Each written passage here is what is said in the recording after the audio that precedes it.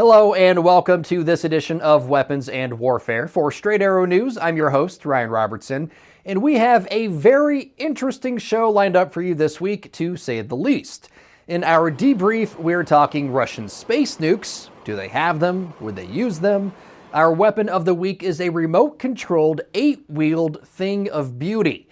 Plus, we've got your weekly dose of comms check, and I weigh in on the prospect of protecting peace in our wrap. But first, let's get started with some headlines you may have missed. $1 billion over the next 2 years. That's what the Pentagon wants to get its replicator program off the ground. U.S. Deputy Defense Secretary Kathleen Hicks told reporters the DoD expects to spend $500 million annually to build and deploy thousands of low-cost, smart tech drones for any future conflicts. Once a new budget is passed, something that hasn't happened since 2023, the Pentagon plans to have the drones operational within 18 to 24 months. One key focus in innovation is overcoming institutional challenges that inhibit our ability to accelerate delivery of critical capabilities to the warfighter at speed and scale. That's the goal of Replicator, including its first focus area on all-domain attritable autonomous systems and many similar initiatives the department has underway. Something to point out, the Replicator program is separate from the Collaborative Combat Aircraft program the Navy and Air Force are working on. They're flag official now. Sweden and NATO, that is. Earlier this month, at a ceremony filled with the requisite pomp and circumstance, Sweden's flag joined those of 31 other nations as their membership into the North Atlantic Treaty Organization became officially official. One of the first questions asked of Sweden's prime minister was about Russia and their previous threats about taking action if Sweden joined NATO. Concerning Russia, I think we should stay alert. Stay exactly as alert as we are. They are doing all the things you mentioned. I'm quite sure they will continue doing that. We should not be naive, and I think we are more aware of the risks that they pose to us now than we have ever been before. Sweden and their neighbors to the east, Finland, applied to join NATO after Russia invaded Ukraine in February 2022. While Finland completed the process last year, Sweden's membership was held up by the Hungarian parliament and Viktor Orban until they relented last month. Finally, new and improved. At least that's the Army's hope for more than 3,000 pairs of their Integrated Visual Augmentation Systems, or IVAS. The mixed reality goggles are going to be issued to units like the 82nd Airborne Division sometime this year. Earlier versions of the headsets, built with combat troops in mind, have been tested and tweaked for a few years now. The previous edition, tested back in 2022, left soldiers feeling neck strain and affected their ability to fire their weapons on target. Made by Microsoft and initially intended to be issued in 2021, earlier iterations didn't make it to the field because users complained of disorientation, headaches, and tunnel vision, a problem Microsoft hopes it finally has a handle on. So, remember back in February when Ohio Congressman Michael Turner, let's just say, raised some eyebrows and probably a few alarms when he said on NBC's Meet the Press that Russia was moving to make a space-based nuclear weapon a reality. Based on the intelligence you have seen, how serious is the threat? Well, the threat is very serious. Everyone who's looked at it uses the same language that I have, that it is a very serious threat. Well, for their part, the Russians said that was not the case, instead calling the statements a ploy to pressure Russia into arms negotiations with the West. Wherever the truth falls, the idea alone caused many to wonder aloud, well, what if? What if Russia had space nukes? To explore that question, we recently talked to 3 university professors, all of whom have an excellent grasp on what if, to see if any of this Russian space nuke talk keeps them up at night.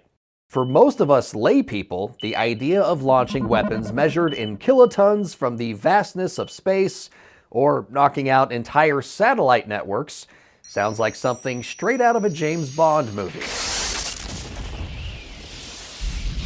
But rest assured, the experts think so too. it reminds me of GoldenEye, Yeah. right? I think this is something that other outlets just sort of picked up on, where they could use an EMP device or something like that to render the electronics in a lot of these satellites, which are fragile, oftentimes very fragile instruments in and of themselves, useless.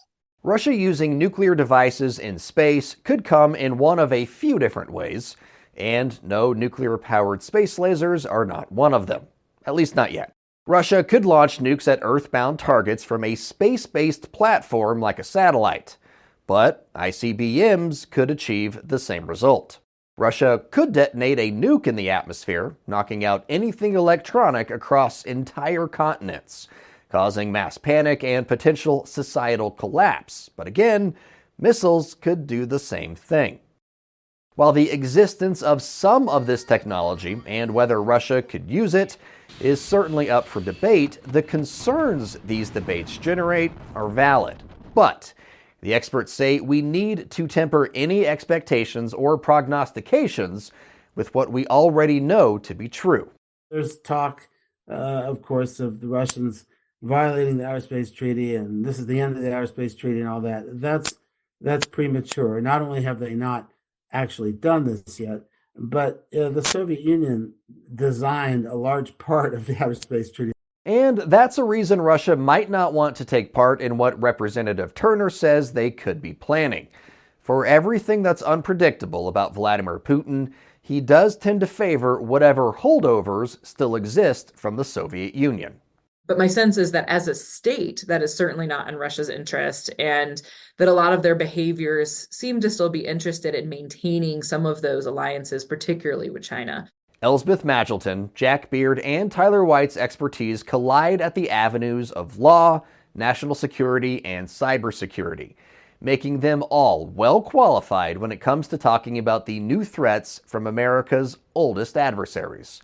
For most sane people, subjects like a Russian space nuke is unsettling to say the least, a feeling Magilton says she's not immune to. She also says perspective is important. When you start working in security and in defense, that notion that we were always so secure my whole life kind of goes away, and you realize how tenuous it always is and always has been. And somehow that makes you feel a little bit better because you realize that we've always been walking this line. And yes, that's scary, but I've been safe up until now. And so maybe it's not as bleak as it feels in these moments. Well, Turner's comments grabbed a lot of headlines. There was other news regarding Russia and space, specifically their plans to build a nuclear power plant with the Chinese, a plant that would power their settlements on the moon. That's something Jack Beard says could be a much bigger issue for U.S. interests. Competition on the moon for scarce resources is probably a more formidable threat. In near term, I mean, we're talking about putting people there and using the space resources. And I'm not aware of any time in history where humans haven't gone to some part of this planet, found scarce resources, had companies come and want them, and they don't get into conflict with other countries about the resources. For Tyler White, the concerns in space, at least in part, stem from concerns that are more earthbound. I worry about the future of NATO, which I think has been an unbelievably productive and incredibly important thing in the history of humankind, right? I mean, a defensive alliance like this lasted this long, because, the challenges posed by China, the challenges posed by Russia, those things become much easier to handle when you are in a reliable relationship with regional partners. And there's more uncertainty around the future of those relationships, and most of it's coming from the United States. Well, there are no easy or imminent answers to many, if not all, of these concerns. Magilton says the fact that American astronauts and Russian cosmonauts are living and working together right now on the International Space Station is a positive. And maybe that's enough to allow you to get a little sleep tonight. Serving you clarity through context, our mission at SAN is to deliver the news straight down the middle. We're different from mainstream media because we spotlight distorted headlines and show you how to do it too. Discover stories that right and left-leaning outlets are choosing not to cover by using our Media Mist tool. Download the SAN app and turn on notifications to have straight facts delivered right to your phone or tablet, and get straight facts anytime at SAN.com. It might be hard for the video game playing youth of 2024 to believe this was once the height of tank warfare on a video screen. Tank 1990, a game within the game of Battle City. Fast forward nearly 35 years, and controlling a battle-ready vehicle on a video screen is no longer a game. Thanks to the folks at American Rheinmetall Vehicles, it's now very serious business. This is the Rheinmetall Mission Masters SP. It's an autonomous unmanned ground vehicle, or A-UGV for short. The U.S. Marine Corps started taking delivery of these things last year. Built to be used in a wide range of situations with a variety of modular attachments, the Mission Master SP can be kitted out with all sorts of sensors and weapons, like a remote-controlled machine gun turret. The Mission Master can help perform armed reconnaissance, pull flank security, haul gear, and more. One reason why the Marines and other branches are interested in equipment like the Mission Master is because it's a force multiplier. That's military speak, meaning it allows a unit to do more with less, hypothetically turning a 10-person job into a 5-person job. And that makes it a valuable asset when every branch of service is facing recruiting issues. The Marine Corps recently put the A-UGV to the test during a live-fire demonstration at Fort Clinton in Ohio. Add to that the Talisman Sabre exercise in Queensland, Australia last summer, and the Apollo Shield exercise at 29 Palms in California last fall, and it becomes pretty clear the Marines see the Mission Master SP as a good way to not only help their people in the fight, but protect them as well.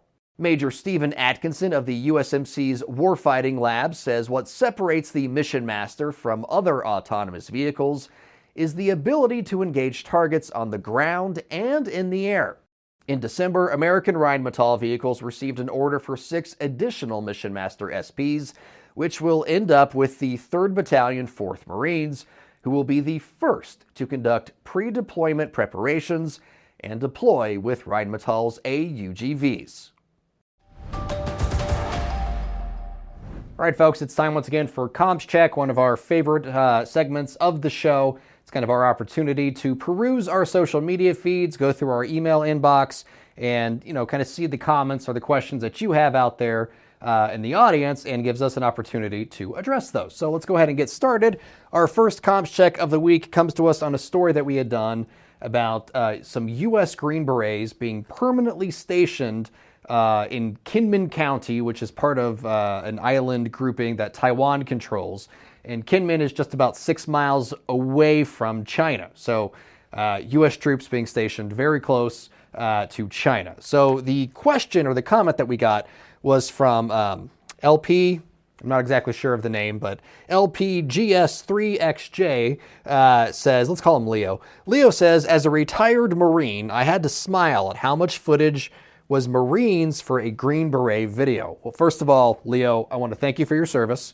And secondly, this kind of, you're not wrong about anything here, Leo. This just gives us an opportunity to kind of peel the curtain back, peel the onion back, and expose kind of the inner workings to the audience. So this video, and we'll play the video over me talking, so you'll be able to see the video that I'm talking about, is actually of Taiwan's forces. These are the forces that some American Special Forces have been helping to train. But also included in this story, Leo, are some other news nuggets from different military exercises that the U.S. Marine Corps actually is taking part in, like Cobra Gold, as well as some force-on-force drills in Japan that the Marines were participating in. Now, all of that said, Leo, the story about the Green Berets, now, some people call these guys ghosts. They're not supposed to be known. Their identities are not supposed to be known. So it's not like any visuals or any pictures of these people training exists for public consumption for journalists like myself to be able to put on our videos and play it back for you.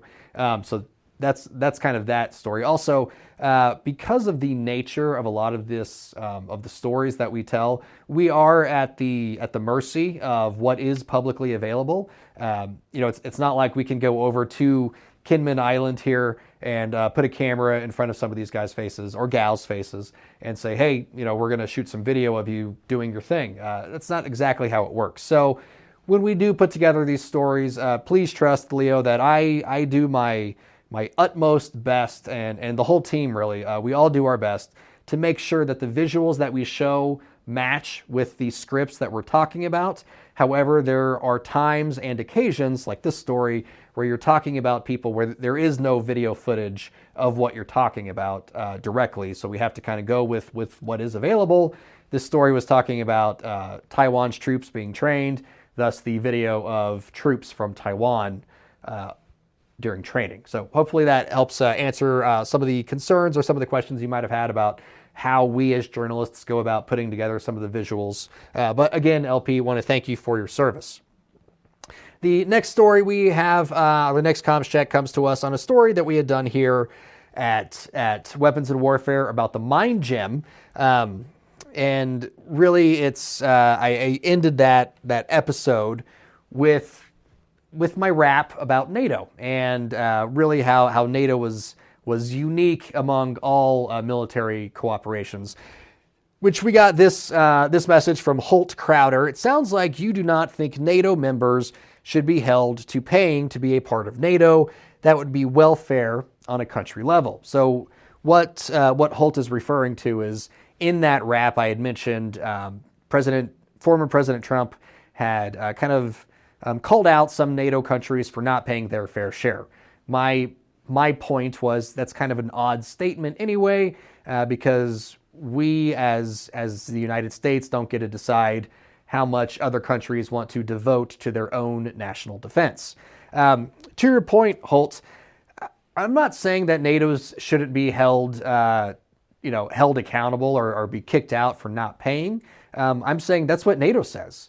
NATO says that countries aren't really held accountable or kicked out for not paying. All countries are encouraged to donate or to devote 2% of their gross domestic product to national defense. That's kind of the baseline, but not all countries do that, nor are all countries required to do that to be a part of NATO. They are required to put some funds toward national defense, but each country is allowed to make up their own minds on that. So all I'm arguing for, Holt, is not necessarily that NATO changes its rules to acquiesce to American politics. All I'm saying is American politics needs to realize that there are rules in place for NATO, and we don't get to dictate to other countries how they follow those rules. So hopefully that helps answer some of your questions there, Holt. As for you out there in the audience, if you have a comment or a question that you would like us to address here on the show, you can comment below in the comment section, or you can email us at weaponsandwarfare, all spelled out, at san.com. But in the meantime, that's Comms Check. All opinions expressed in this segment are solely the opinions of the contributors. All right, folks, it's time for the wrap, and I thought since we talked to 3 college professors this week, now might be a good time for a little lesson in Latin. The old Roman adage, se vis pacem para bellum, means if you want peace, prepare for war. Now, ideally, we would live in a world where there is no war, no strife, no famine, no need for any one nation to pick up arms against another. That's the ideal.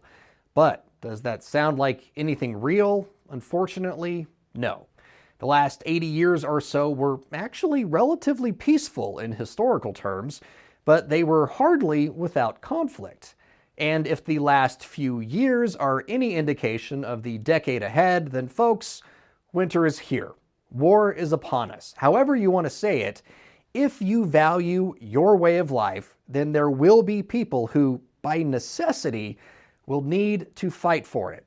People in Ukraine and Israel were trying to live peaceful lives until outside forces intervened.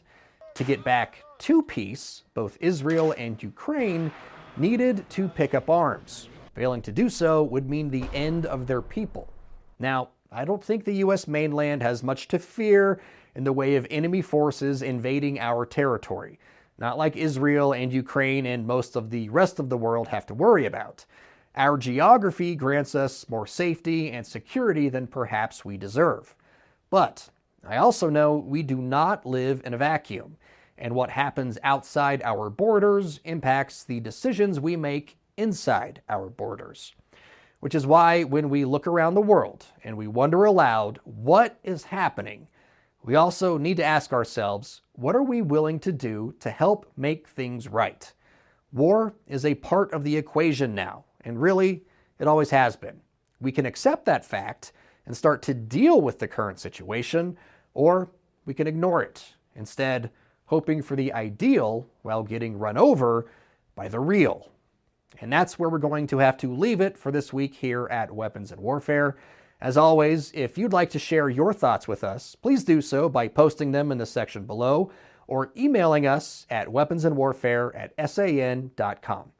For senior producer Brett Baker, video editor Brian Spencer, and graphics designer Dakota Petillo, I'm Ryan Robertson with Straight Arrow News, signing off.